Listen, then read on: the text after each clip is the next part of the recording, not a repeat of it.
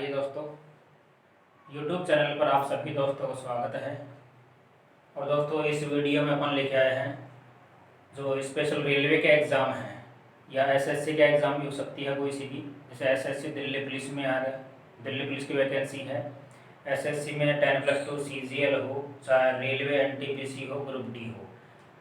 अर्थात दोस्तों ये जो घटना चक्कर के क्वेश्चन हैं, ये रेलवे घटना चक्र के क्वेश्चन हैं जो रेलवे और एसएससी के बारे में अधिकतर पीछे जो क्वेश्चन पूछे गए हैं वो सारे क्वेश्चन हैं। अब से पहले एग्जामों में लगभग 17 से 18 वर्ष में जो क्वेश्चन पूछे गए हैं वो क्वेश्चन इस वीडियो पर लेके आ रहे हैं। और पहले भी वीडियो अपलोड कर रखे हैं दोस्तों अपन ने। और ये घटना चक्र के क्वेश्चन हैं, देखते जाइए आप। देखिए दोस्तों, यदि किसी 2 अंक वाली संख्या है, कोई 2 अंक वाली संख्या है, तो सबसे बड़ी 1 अंक वाली, ध्यान सुनना, कुछ सबसे बड़ी होनी चाहिए लेकिन 1 अंक वाली होनी चाहिए। 1 अंक वाली प्राथमिक संख्या, 1 अंक वाली प्राथमिक संख्या होनी चाहिए दोस्तों। प्राइम नंबर से विभाजित किया जाए तब शेषफल 4 होना चाहिए। तब यहाँ शेषफल 4 बसना चाहिए दोस्तों। शेषफल 4 हो यदि उस संख्या के दोनों अंकों का अंतर 4 है। ये भी दे रखा है, उस संख्या के दोनों अंकों का अंतर कितना होना चाहिए? 4 होना चाहिए, तब वह संख्या है। मान लीजिए ये ऑप्शन लिखते हैं 25।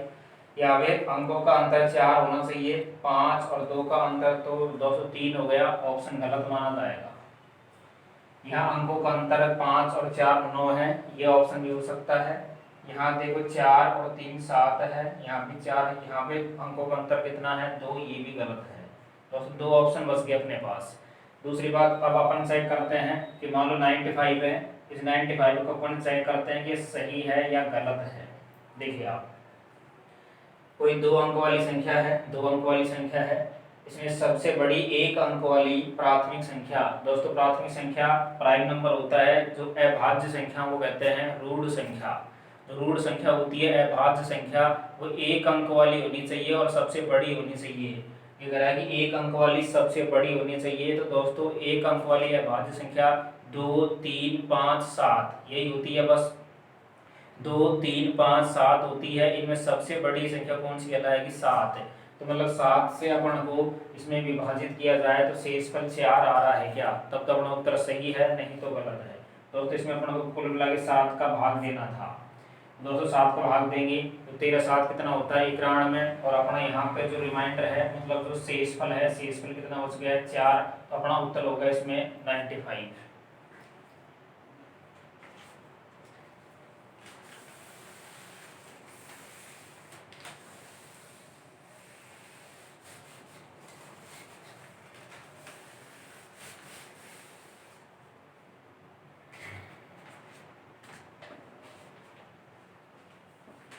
नेक्स्ट क्वेश्चन लेते हैं दोस्तों। यदि x एक सम संख्या है तो अगली विषम संख्या क्या होगी?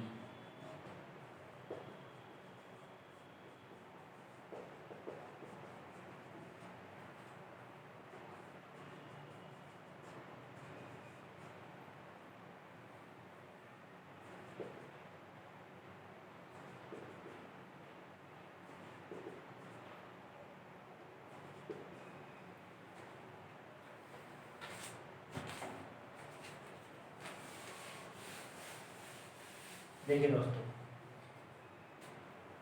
यदि x एक सम संख्या है तो अगली विषम संख्या क्या होगी? दोस्तों सम और विषम में अपन अच्छे तरीके से जानते हैं कि जैसे विषम संख्या और सम संख्या में दोस्तों क्या होता है कि मान लीजिए 1 2 3 4 5 6 7 8 विषम सम विषम सम विषम सम विषम सम, मतलब एक छोड़कर एक आती है। तो दोस्तों यदि ये गया है x एक सम संख्या है दोस्तों, x यदि अपने पास में सम संख्या है तो इसके अगली वाली संख्या विषम ही मिलेगी, मतलब उसमें 1 जोड़ दो, वो विषम संख्या कहलाएगी। तो दोस्तों इसमें अगर अपन तो अगली पूछा है इसने, पिछला नहीं पूछा दोस्तों, पीछे के लिए -1 कर देंगे अपन। ध्यान सुनना, x-1 भी ऑप्शन में था, A B C D option है, x माइनस वन भी है, लेकिन पिछली पूछेगा तो माइनस करेंगे, अगला पूछा है अगली विषम संख्या क्या होगी, तो जब x अगर सम संख्या है तो अगली जो विषम संख्या है इसमें एक जोड़ देंगे, x प्लस वन अपना उत्तर होगा।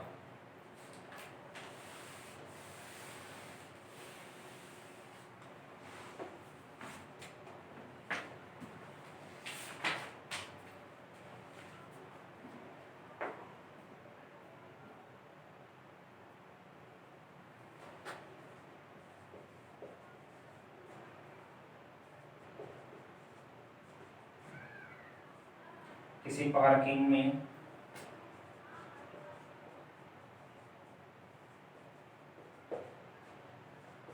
प्रति 3 सेकंड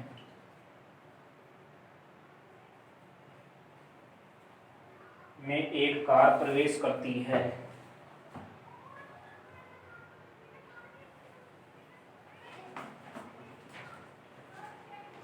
प्रति 3 सेकंड में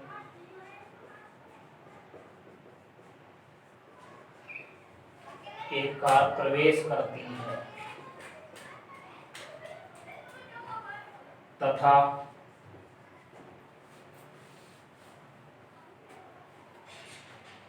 प्रत्येक 7 सेकंड में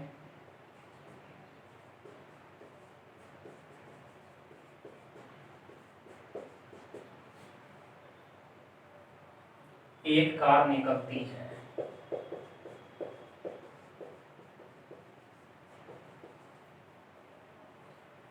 पार्किंग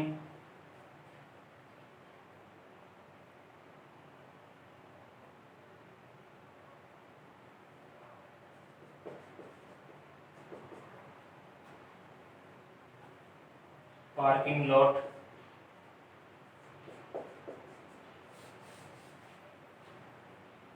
को भरने की दर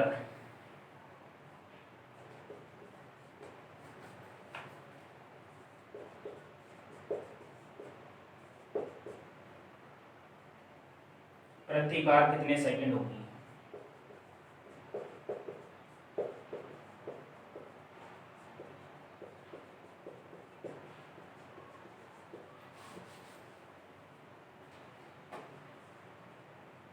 छः सेकंड,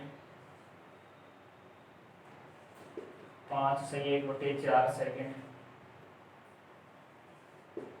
5 से 1/3 सेकंड, 2 से 3/4 सेकंड।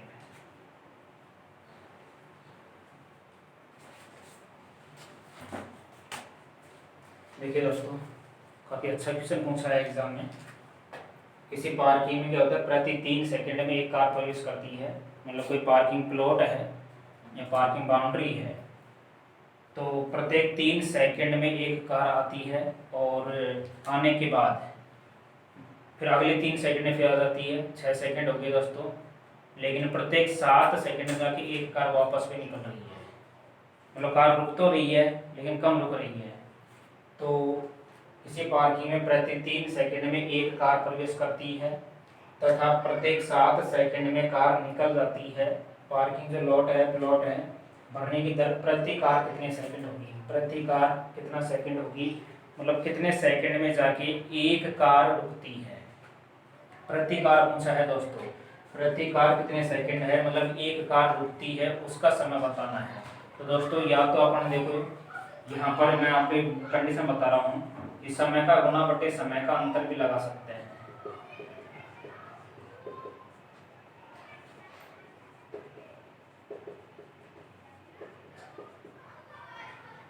या दोस्तों एक कार आती है 3 सेकंड में, दूसरी चली जाती है 7 सेकंड में, तो अपन 1 सेकंड का कार्य लेंगे 1/3 1/7, दोनों का अंतर लेंगे अपन।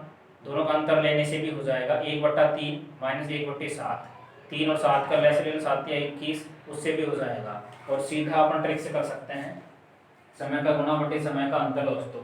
समय का गुणा यहाँ पर 3 गुणा में 7, अंतर हो गया 4, 7 या कितना हो गया 21, 21/4, 4 का भाग देंगे दोस्तों, 4 पंजे 20, बच गए 1, 5 से 1/4 सेकंड अपना उत्तर होगा।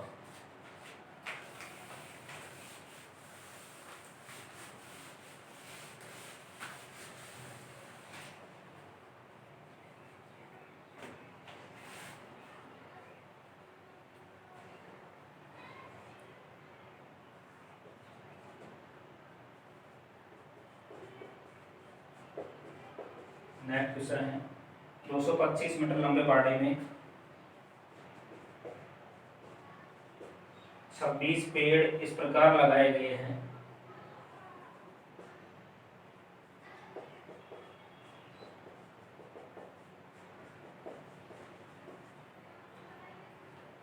जिनके बीच की दूरी बराबर है।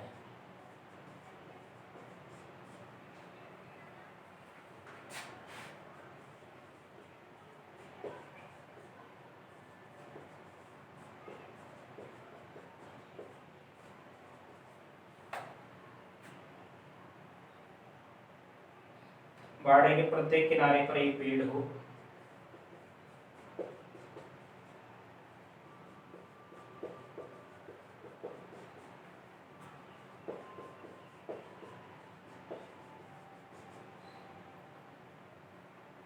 तो पेड़ों के बीच की दूरी कितनी है?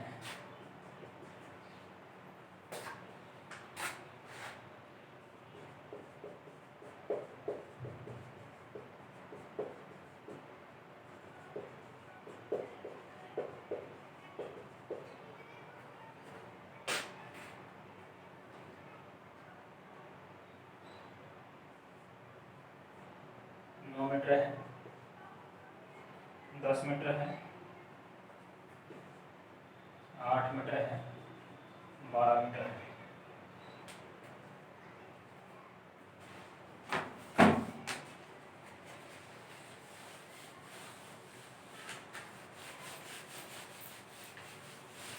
देखिए दोस्तों, ये क्वेश्चन को आपको बताना है तो कोशिश कीजिए।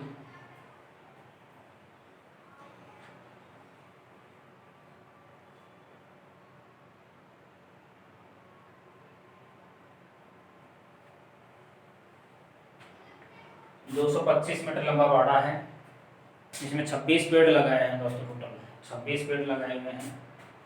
225 मीटर लंबा बाड़ा है, 26 पेड़ इस प्रकार लगाए गए हैं जिनके बीच की दूरी बराबर हो। बाड़े के प्रत्येक किनारे पर एक पेड़ हो, तो पेड़ों के बीच की दूरी कितनी है ये अपन को बताना था। देखिए दोस्तों, क्वेश्चन इस प्रकार है कि मान लीजिए एक पेड़ लगा हुआ है, फिर बीच में गैप लगता है, फिर दूसरा पेड़ लगता है, फिर गैप है, फिर तीसरा पेड़ है, इस प्रकार होता है। ऐसे क्वेश्चन में क्या होता है दोस्तों कि यहाँ जो वृक्ष है, पेड़ है, 1 2 3 है, लेकिन इनके बीच के गैप देखो 2 ही रह गए। फिर अपन इसको हटाते हैं कि मान लीजिए 2 पेड़ हैं तो गैप 1 ही रह गया। कुल मिला के जितने यहाँ पेड़ लगे हुए हैं उनसे गैप 1 कम होता है हमेशा। तो देखिए आप यहाँ पर दोस्तों 225 मीटर कुल दूरी है, लेकिन यहाँ 26 पेड़ हैं। 26 पेड़ हैं तो अपन समझ गए गैप हो गए 25। तो मतलब अपन को एक गैप बताना है, एक गैप कितने मीटर का था। तो आप इसमें 25 जो गैप बनेंगे, 25 गैप बनेंगे उसका भाग देना है 25 9 225 और ये हो जाएगा आपका 9 मीटर उत्तर।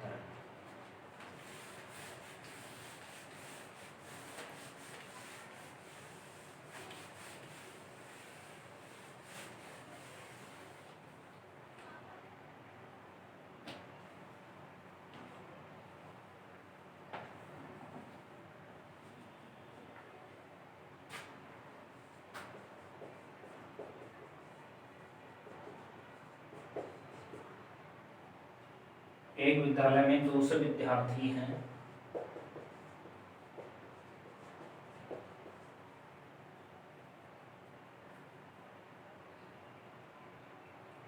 जिनमें से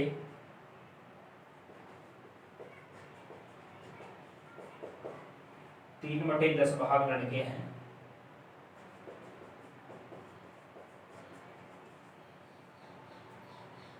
विद्यालय में लड़कियों की संख्या ज्ञात करनी है।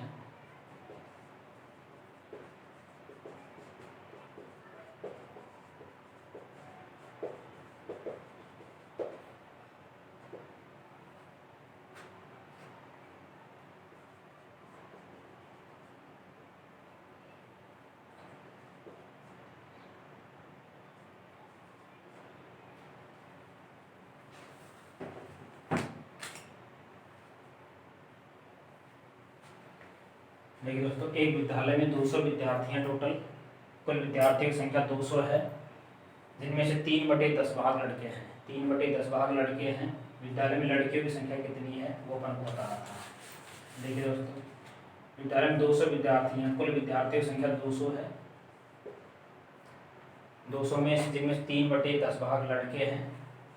जो भिन्न होती है, भिन्न का हर कुल संख्या को दर्शाता है दोस्तों। मतलब 10 में से 3 लड़के हैं, 10 में से 7 लड़कियां होंगी, तो अपन मतलब यहाँ 7/10 से गुणा कर सकते हैं सीधे। 0 से 0 कट जाएगा, 7 गुना कितना 14, 140 लड़कियां हैं।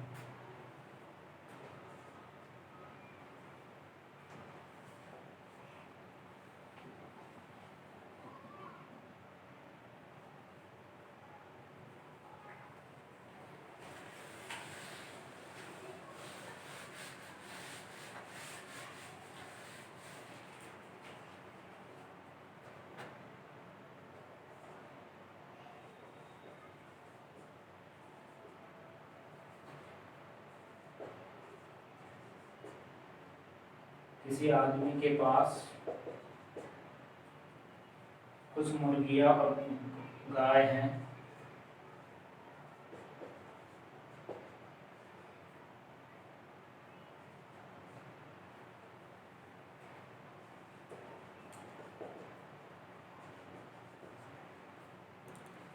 इनके पैरों की संख्या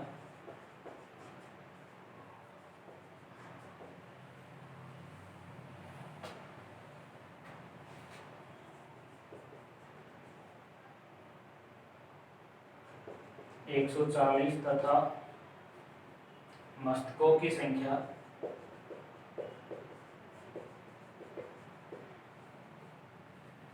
48 है। मुर्गियों की संख्या होगी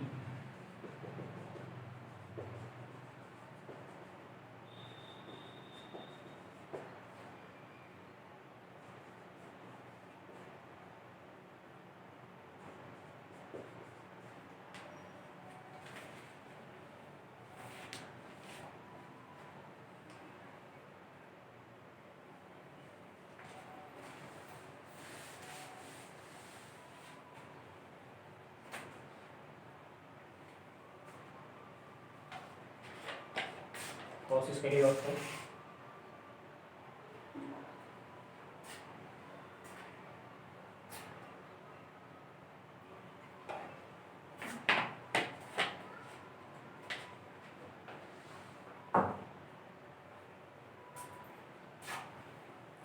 ऐसे क्वेश्चन क्या करना है, देखिए दोस्तों। एक आदमी के पास में कुछ मुर्गी है, कुछ गाय हैं। दोस्तों मुर्गी और गाय हो चाहे मुर्गी हो, दोनों के जो मस्तकों की संख्या दे रखी है, मस्तकों की संख्या तो 48 है, मतलब सिर। पैरों की संख्या 140 है दोस्तों। पैर और सिर, पैरों की संख्या 140 है, सिर इनके 48 है। दोस्तों गाय है या मुर्गी है, उनके सिर तो एक ही होता है। तो यहाँ पर जो टोटल सिर अपन को 48 दे रखा है, कुल सिरों की संख्या 48 है। इसका मतलब उनकी टोटल संख्या भी 48 ही है। उनकी कुल संख्या 48 है, मतलब 48 में से बंटवारा करना है अपन को। 48 में से कितनी तो गाय थी और कितनी मुर्गियां हैं, ये 48 में से बंटवारा करना है। बट अपन समझ गए पैर 140 है, पहले यहाँ पर 140 है दोस्तों। 140 मतलब जो मुर्गी होती है, मुर्गी के तब 2 ही पैर होते हैं, लेकिन गाय के 4 पैर होते हैं। ऐसे क्वेश्चन में आपको कोई ट्रिक्स लगाने की जरूरत नहीं, बिल्कुल सरल तरीका मैं आपको बता रहा हूँ। और ऐसा क्वेश्चन हमेशा रेलवे के एग्जाम में पूछा जाता है। देखिए आप, हमेशा दोस्तों जो छोटी संख्या है वो सिरों की संख्या रहेगी। तो जो सिर है दोस्तों, सिर का हमेशा दुगुना करना है। सिर का दुगुना करना है, 48 का दुगुना हो गया 96। हमेशा जो पैर हैं, पैरों का आधा करना है दोस्तों, पैरों का आधा करना है। मैंने गोले में संख्या बंद की है, इसका मतलब भाग दिया है मैंने दोस्तों। 2 का भाग 140 में देंगे 70 होगा। अब क्या करना है दोस्तों, 70 और जो 96 है इनका अंतर लेना है। अंतर इनका 26 होगा। और ये संख्या आपको जो मिलेगी वो मिलेगी 2 पैर वालों की। जिसके 2 पैर होते हैं उनकी संख्या है। अब दोस्तों 2 पैर किसके होते हैं, यहाँ पर मुर्गी, अपन से हम मुर्गियों की संख्या पूछी है, इसका मुर्गी 26 है, ये अपना उत्तर होगा। टोटल संख्या 48 है, 48 में से 26 मुर्गियां हैं। यदि गायों की संख्या पूछे तो 48 में से आप 26 माइनस कर देना, 22 बचेगा।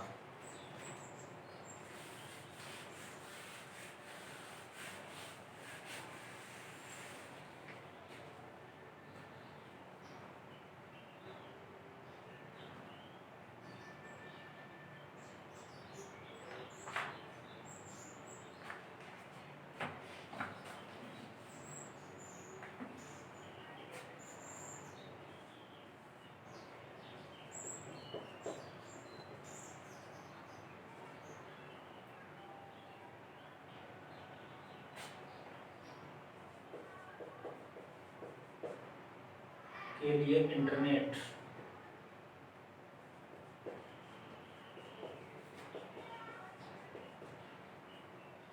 का बिल 6 रुपये है।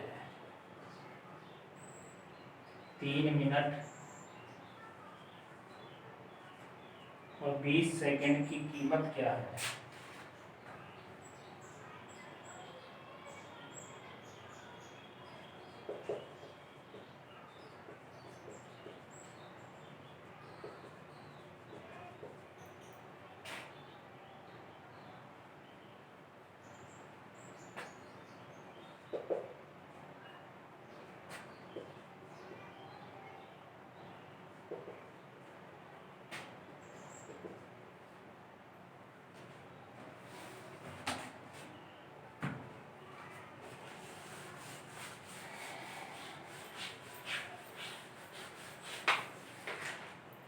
देखिए दोस्तों,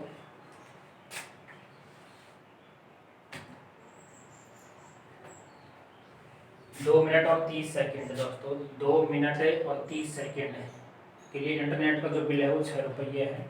3 मिनट और 20 सेकंड का बताना है अपन को बस। तो दोस्तों यहाँ पर 2 मिनट 30 सेकंड है, तो 2 मिनट 30 सेकंड का मतलब हो गया 2.5 मिनट। 2.5 मिनट का यदि इंटरनेट अपन चलाते हैं, 2 मिनट 30 सेकंड यदि इंटरनेट का यूज़ करते हैं, तो आपका जो 6 रुपये का बिल आ जाता है। अपन को बताना है 3 मिनट 20 सेकंड का, तो उससे ज़्यादा बिल होगा, 6 रुपये से ज़्यादा होगा। दोस्तों देखिए आप, 6 रुपये जो बिल है ये 2 मिनट 30 सेकंड का है। 2 मिनट की भी सेकंड बना सकते हैं। 1 मिनट में 60 सेकंड होता है, 2 मिनट में हो गया 120 और 30 150 सेकंड है। तो 6 रुपये है, ये 150 सेकंड का है। अपन को कितना सेकंड का चाहिए? तो अपन को 3 मिनट 20 सेकंड का चाहिए। दोस्तों 3 मिनट की सेकंड हो गई 6 × 18 180 और 20, टोटल 200 सेकंड का चाहिए। यहाँ 200 से गुणा कर देंगे बस। हाँ दोस्तों, या 50 से काट लो सीधा, या 0 से 0 काट लेना पहले। 5 चौके 20, 5 तिया 15, 3 दूना 6, 4 दूना कितना रुपये हो गया? 8 रुपये का उत्तर होगा।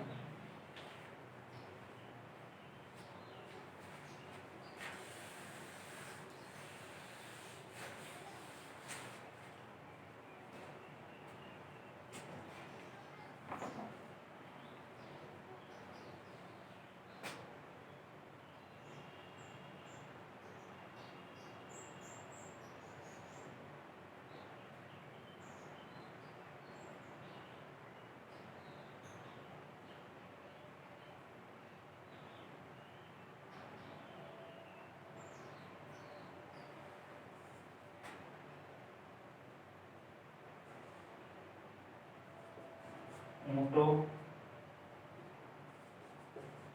के एक झुंड में, झुंड का 1/4 जंगल में देखा गया।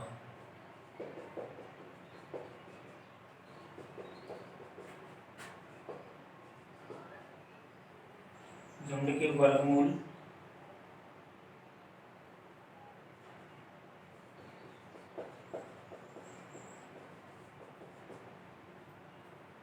का दुगना पहाड़ों पर चला गया।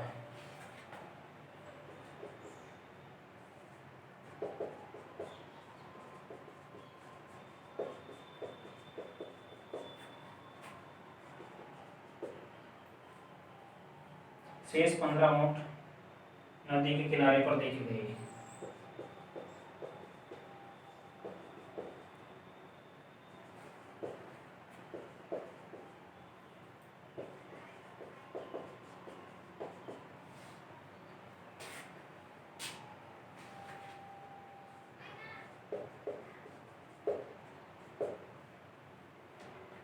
बताइए कुल ऊँटों की संख्या क्या थी?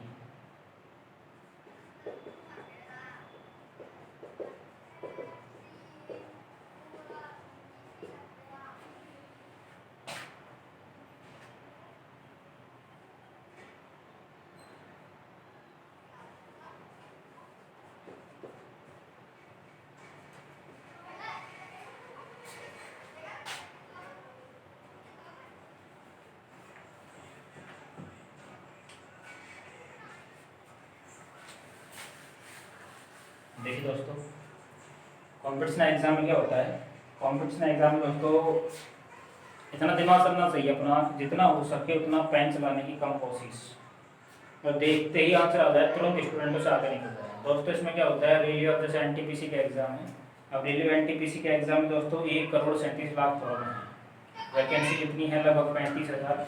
दोस्तों इतना कंपटीशन होना चाहिए कि जो मैथमेटिक्स है हो चाहे रीजनिंग हो, जो सब्जेक्ट में अधिक टाइम लगता है उसमें आप आगे से आगे टाइम बचाने की कोशिश कीजिए, तब आपको कंपटीशन फाइट हो सकेगा। देखिए आप, ऊँटों के एक झुंड का 1/4 जंगल में देखा गया दोस्तों। ऊँटों का एक झुंड था और ऊँटों के एक झुंड में उसका 1/4 भाग आपने जंगल में देखा था। 1/4 तो आपने जंगल में देखा गया, जो झुंड था झुंड के वर्गमूल का दुगना, जो झुंड है झुंड का वर्गमूल का दुगना पहाड़ों पर चला गया था। जो टोटल झुंड था उसका वर्गमूल आप लेते हैं, उसका वर्गमूल लेते हैं, वो पहाड़ों पर चला गया था। शेष 15 ऊंट नदी के किनारे पर देखे गए हैं दोस्तों। बताइए कुल ऊंटों की संख्या कितनी है, 60, 20, 36 और 72। दोस्तों मैंने कहा था एक ऐसे क्वेश्चन में कंपटीशन में कैसे समय बचाओगे आप, देखिए उसने एक बात कही है बीच क्वेश्चन में जाके कि झुंडों के वर्गमूल, तो अपन यहाँ देखते हैं कि जो ये संख्या है, इस संख्या में से एक का ही वर्गमूल आ रहा है केवल 36 का। कुल ऊँटों की संख्या पर 36 माने, 36 का वर्गमूल आ सकता है, 60 का वर्गमूल नहीं आता, 20 का नहीं आता, 36 का वर्गमूल है, 72 का नहीं आता, तो अपना उत्तर 36 होगा बस। तो सीधा आंसर लगाने की कोशिश करना, आप चेक कर सकते हैं कैसे कि मान लो 36 है, 1/4 जंगल में गए दोस्तों, तो 36 का 1/4 होता है 9 चौके 36, कितना हो गया 9, और झुंड का वर्गमूल 36 का वर्गमूल दोस्तों, 36 का वर्गमूल कितना, 6 का दुगना कितना हो गया 12, और दुगना पहाड़ों पर चला गया, शेष 15 ऊंट बचने चाहिए। तो देखो आप 12 और 9 कितना हो गया 21, तो 36 में से यदि अपन दोस्तों 21 उठाते हैं तो कितना बच गया, शेष 15 ऊंट बच गया, अपना उत्तर 36 था।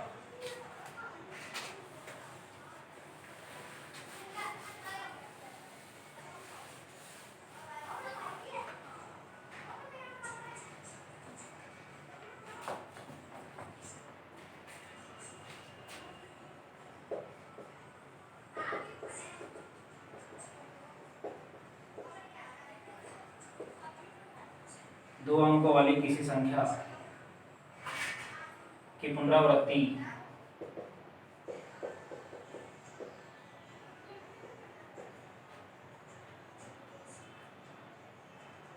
करने से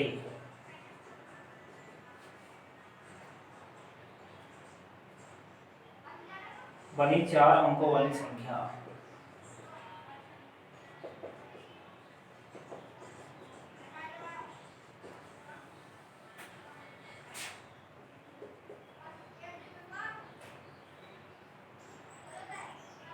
सदैव विभाजित होती है।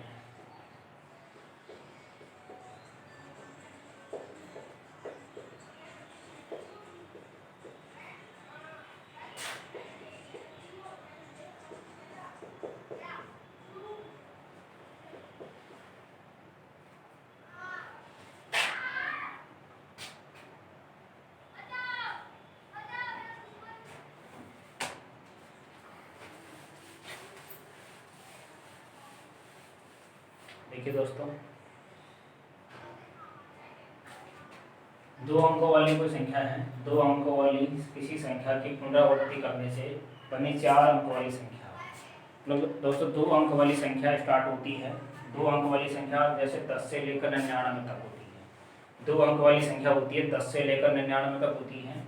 तो 2 अंक वाली किसी संख्या की पुनरावृत्ति करने से बनी 4 अंक वाली संख्या, जैसे दोस्तों संख्या मान लेते हैं कि 10, इसको दोबारा लिखो 10 10, मान ली 13 है तो 13 13, मान ली 37 है तो 37 37। 2 अंक वाली संख्या को 2 बार लिखा जाता है, या किसी भी 2 अंक वाली संख्या की पुनरावृत्ति करने से 4 अंक वाली संख्या बननी चाहिए।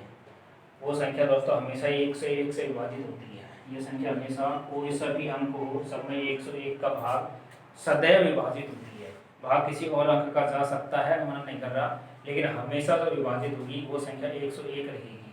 मतलब 2 अंकों की संख्या दो अंकों की संख्या को 2 बार लिखा जाता है तो वो संख्या हमेशा 101 से विभाजित होती है। अब दोस्तों इस संख्या में यदि आप 101 का भाग देंगे तो ये भाग कितने पर जाएगा? 37 बार ही जाएगा। जो संख्या रिपीट होती है उतने बार ही भाग जाएगा। इस संख्या में 101 का भाग कितने बार जाएगा? तो 10 बार ही जाएगा।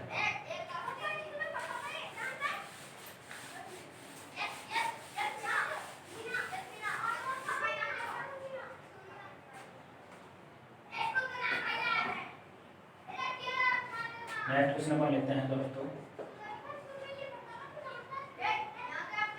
एक सूक्ष्म जीव प्रत्येक 24 घंटे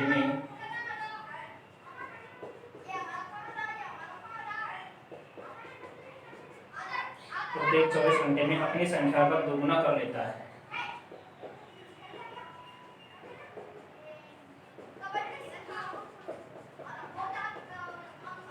अपनी संख्या का दोगुना कर लेता है 30 दिन के अंत में।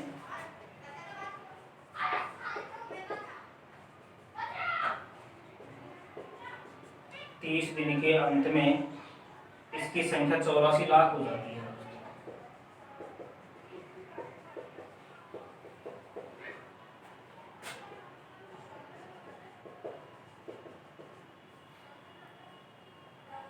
इसकी संख्या 21 लाख कब थी?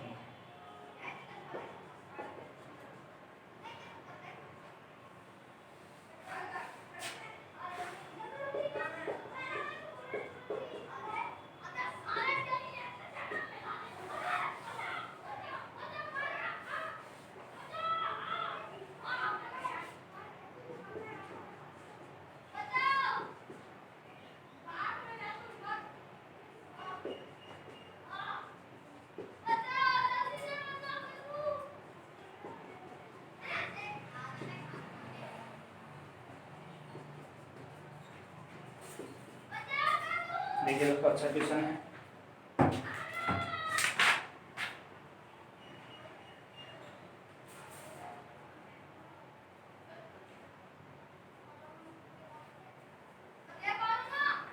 एक सूक्ष्म जीव प्रत्येक 24 घंटे में अपनी संख्या का दुगुना कर लेता है। कोई सूक्ष्म जीव है दोस्तों, वो प्रत्येक 24 घंटे में अपनी संख्या मतलब 2 है तो 2 की 4, 4 की 8, 8 की 16 इस प्रकार होती है। दुगुना कर लेता है 30 दिन के अंत में इसकी संख्या 84 लाख हो जाती है। बढ़ती बढ़ती दोस्तों 30 दिन के अंत में मतलब 30 दिन के अंत में जाके 84 लाख हो जाती है। तो ये कह रहा है कि इसकी संख्या 21 लाख कब थी, मतलब वापस रिपीट में आना है। तो जो संख्या दोस्तों दुगना होता रहता है, वापस आने के लिए उसका आधा करता रहता है। ठीक है, तो यहाँ पर अपना समझ गए 84 लाख है दोस्तों, तो 84 लाख है तो आगे तो दुगना होता जाएगा, लेकिन अपन को वापस आना है तो वापस प्रत्येक दिन में इसका आधा रहता जाएगा, उसका आधा रहता जाएगा। यदि 84 लाख का 1/2 करते हैं तो उसका पिछला दिन आ जाएगा, मतलब यहाँ 30 दिन है तो वो 29 दिन का आएगा अपने पास में। फिर उसका भी आधा करते हैं दोस्तों तो 28 दिन का आ जाएगा। अपन को 21 लाख तक पहुंचाना है। देखो आप 2 दूना 4, 4 से इसको काटेंगे तो 21 और के 84, मतलब 21 लाख बन जाएगा। लेकिन ये 30 दिन में था, ये 29 दिन का, और ये 28वें दिन में, ये 28वें दिन में आपका 21 लाख बन जाएगा।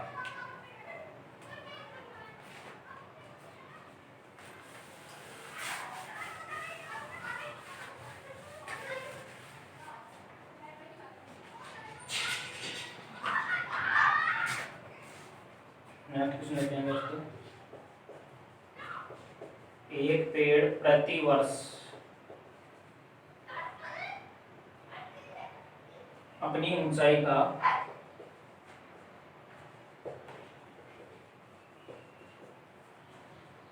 1/8 बढ़ता है। यदि आज इसकी ऊंचाई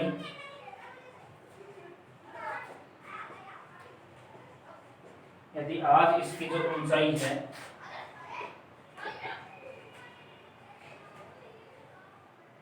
64 सेंटीमीटर है, 2 वर्ष बाद वह कितना बढ़ जाएगा?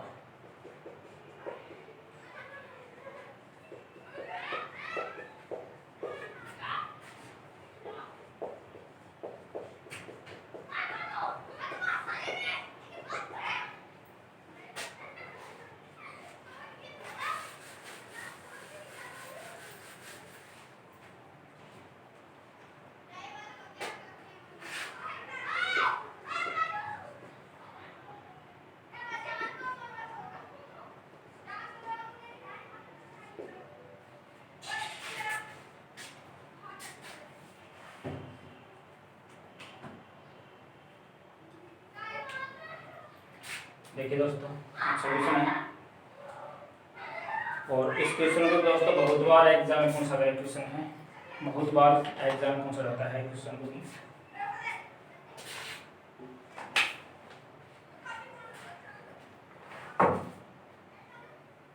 अच्छा इंपॉर्टेंट क्वेश्चन है दोस्तों, देखिए आप,